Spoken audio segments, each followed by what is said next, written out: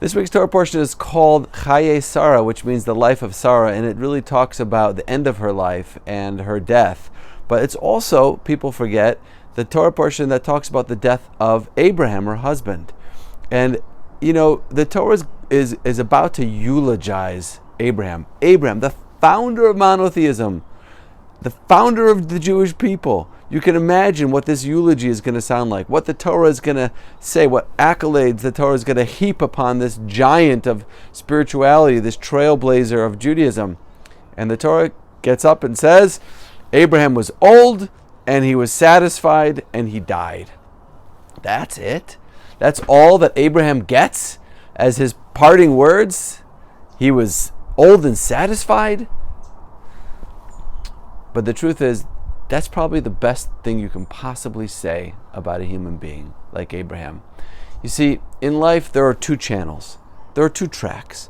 Very simple. Spirituality and physicality, or materialism.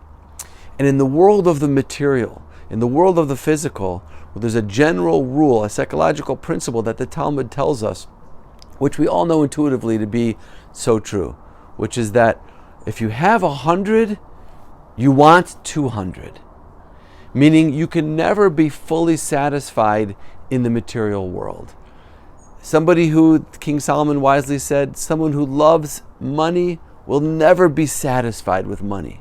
In the physical material world, the more we have, the more we want. So we build and we grow and we acquire and we amass, and we think somehow it's going to fill some kind of hole inside of us, some vacuum, something that's missing in our lives, but it only gets bigger. We only get more desirous and want more things. And no one ever leaves this world with half of their physical yearnings achieved. That's true in the physical world. That's true for most people because most people live and think and operate and function in the material world. But in the spiritual world, it's not that way at all. In the spiritual world, the only way a person can truly be satiated and satisfied in this world is if they walk and they live and they operate in the realm of spirituality. Because in the realm of spirituality, it's a completely different set of standards. In the spiritual world, when I have spiritual connection with my Creator, when I feel empowered spiritually and connected to something higher than me, I'm fully satisfied. I'm grateful with whatever I have, and I feel joyful, and I feel gratitude, and I feel excitement to be alive, and appreciation for everything that I have. So when the Torah goes and eulogizes Abraham, and everyone's waiting, what's the Torah going to say about this great person, this great giant? What kind of, amazing accolades and what type of compliments is the Torah going to bestow upon Abraham? It just says he was satisfied. But really, by saying he was satisfied, it says everything. It means that Abraham lived in the spiritual world.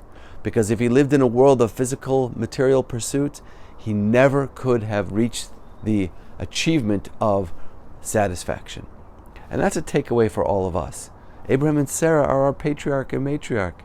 They're the founder of our Jewish people. Everything we have comes from them, and we follow in their footsteps. And the Torah is telling us a deep message, each and every one of us. Yes, live a beautiful life. Have things in the physical world. We don't have to live in poverty. We don't have to live without the pleasures of the physical world. But that can't be what you're all about. That can't be what your pursuit, your main primary focus and pursuit is in life. Because if it is, whatever you have, you'll want more. You'll never be satisfied. You'll never be whole. Something will always feel like it's missing inside. Something empty will remain inside of you. But if your main focus in life, if your main yearning and pursuit is spirituality, connection to God, connection to other people on a deeper level, connection to the deeper part of myself, my soul, my eternal existence, then life is completely different. Life is filled with joy. Life is filled with gratitude and satisfaction. So it's something for us all to think about in this amazing Torah portion, something to discuss with our families at the Shabbat table and our friends. And I'm wishing you, and Ali, we together are wishing you a wonderful Shabbos, a beautiful, restful, peaceful Shabbos. Shabbat Shalom from Yerushalayim.